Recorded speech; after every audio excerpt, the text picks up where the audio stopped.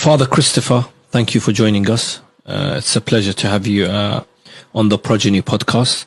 Considering you are a priest, what made you get into studying and lecturing about Islam? It started really with Fatima, Lady Fatima, because I was researching Hussein, and of course you have to then read about his mother. Yeah. And I was quite shocked that there's so much devotion to Fatima and so little written about her. She was a real person and played a fundamental role in the very start of the preaching of the Prophet.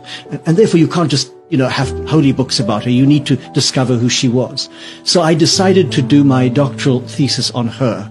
And I produced what I hope still and think still was the first real biography of Lady Fatima. I mean, in a Western language, but based on the Arabic sources. And your second book is on? So the second book is really, in a sense, a bit of a joke, in that there was a group of us in Rome, professors.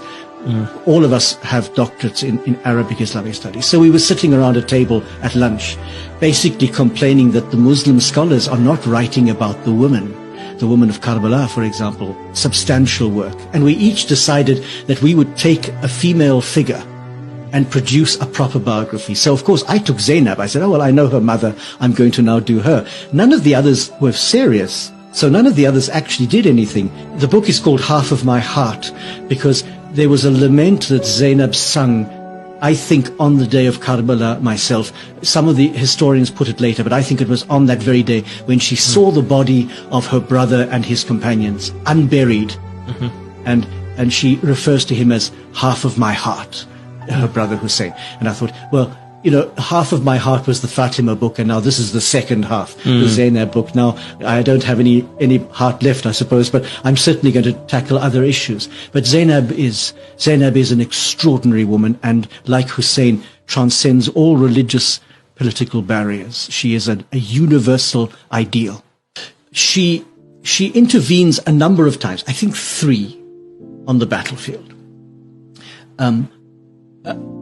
And she's described, so I mean, I go into quite a lot of detail because I'm very moved by this. She's described in the days leading up to Karbala as quite distressed. She hears the enemy army coming and she breaks down. She hears Al-Hussein making this lament about tomorrow so many will be dead, and she breaks down, saying that he's had a vision of his own grandfather saying, you are coming to us, and she breaks down. So she's quite frail and fragile on the eve of the battle. But on the day of the battle, there's a remarkable change, and even the Sunni authors record that she looked like the sun rising as she came out onto the battlefield. And 3 times she walks out of the women's tents right into the middle of the fighting, one to intervene when her nephew is killed. So Ali, the oldest of Hussein's sons, is killed. A second time she comes out to chase after this little boy at Hussein's command, and she can't catch him. He's too fast for her because he wants to fight with his uncle. And a third time she comes out to challenge the men killing Al-Hussein. And it's this famous challenge where somebody as terrible as Umar bin Sa'd turns away and weeps because he's challenged by her and he knows that he's So in that sense, she is of great importance, but even more important after the battle because, and this is where I get into trouble, because she was for a short time the leader of the Ahl Bayt. There's no doubt about that. Young Ali bin al-Hussein was much too sick to function immediatally after the battle, and his life, in fact, is saved twice. She saves his life later on in the court of where they're before Ziyad, but that's later on. It's that period of days after Karbala, from the journey between Karbala to Kufa to the court of Yazid, to Damascus. That period, however long it was, and it's difficult to know how long it was, when they were being interrogated and ill-treated, she was the pole around which everything revolved. Absolutely. And there's a particular moment where her nephew, Ali bin al-Hussein, says to her, be quiet now, let me speak. And that for me is the moment when he takes his place as Imam. He's Imam, but when he actually takes his place and takes over leadership of this group. But until then, it is Lady Zainab.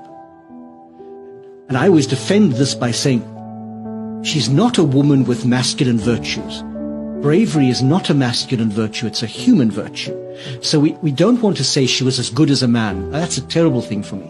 She was an extraordinarily powerful woman who betrayed all the great virtues, by betrayed I mean showed forth all the great virtues that are equally right in women as in men.